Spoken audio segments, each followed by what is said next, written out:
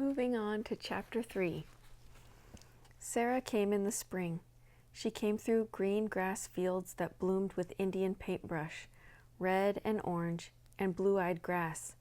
Papa got up early for the long day's trip to the train and back. He brushed his hair so slick and shiny that Caleb laughed. He wore a clean blue shirt and a belt instead of suspenders. He fed and watered the horses, talking to them as he hitched them up to the wagon. Old Bess, calm and kind. Jack, wild-eyed, reaching over to nip Bess on the neck. "Clear day, Bess," said Papa, rubbing her nose.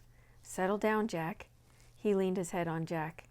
And then Papa drove off along the dirt road to fetch Sarah, Papa's new wife. Maybe our new mother. Gophers ran back and forth across the road, stopping to stand up and watch the wagon. Far off in a field, a woodchuck ate and listened. Caleb and I did our chores without talking. We shoveled out the stalls and laid down new hay.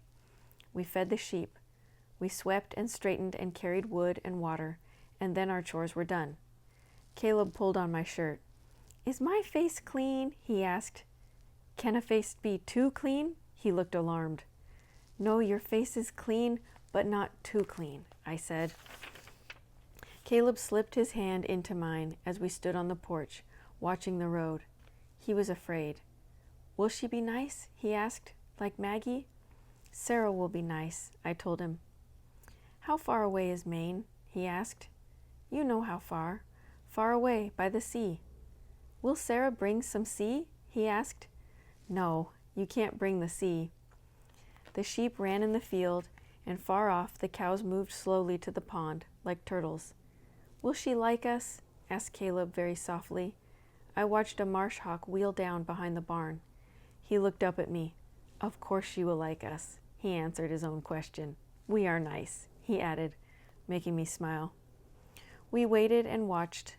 I rocked on the porch, and Caleb rolled a marble on the wood floor. Back and forth, back and forth. The marble was blue. We saw the dust from the wagon first, rising above the road, above the heads of Jack and old Bess. Caleb climbed up onto the porch roof and shaded his eyes. "A bonnet!" he cried. "I see a yellow bonnet!" The dogs came out from under the porch, ears up, their eyes on the cloud of dust bringing Sarah. The wagon passed the fenced field, and the cows and sheep looked up too. It rounded the windmill and the barn and the windbreak of Russian olive that Mama had planted long ago. Nick began to bark, then Lottie, and the wagon clattered into the yard and stopped by the steps. "Hush," said Papa to the dogs, and it was quiet. Sarah stepped down from the wagon, a cloth bag in her hand. She reached up and took off her yellow bonnet, smoothing back her brown hair into a bun. She was plain and tall. "Did you bring some sea?" cried Caleb beside me. "Something from the sea," said Sarah, smiling, "and me." She turned and lifted a black case from the wagon, and Seal too. Carefully she opened the case, and Seal, gray with white feet, stepped out. Lottie lay down, her head on her paws, staring. Nick leaned down to sniff, then he lay down too. "The cat will be good in the barn," said Papa, "for mice." Sarah smiled. "She will be good in the house too." Sarah took Caleb's hand, then mine. Her hands were large and rough. She gave Caleb a shell, a moon snail, she called it, that was curled and smelled of salt. "The gulls fly high and drop the shells on the rocks below," she told Caleb. "When the shell is broken, they eat what is inside." "That is very smart," said Caleb. "For you, Anna," said Sarah, "a sea stone." And she gave me the smoothest and whitest stone I had ever seen.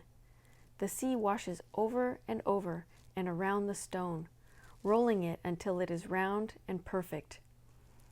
"That is very smart too," said Caleb. He looked up at Sarah. "We do not have the sea here." Sarah turned and looked out over the plains. "No," she said, "there is no sea here. But the land rolls a little like the sea." My father did not see her look, but I did, and I knew that Caleb had seen it too. Sarah was not smiling. Sarah was already lonely. In a month's time, the preacher might come to marry Sarah and Papa, and a month was a long time. Time enough for her to change her mind and leave us.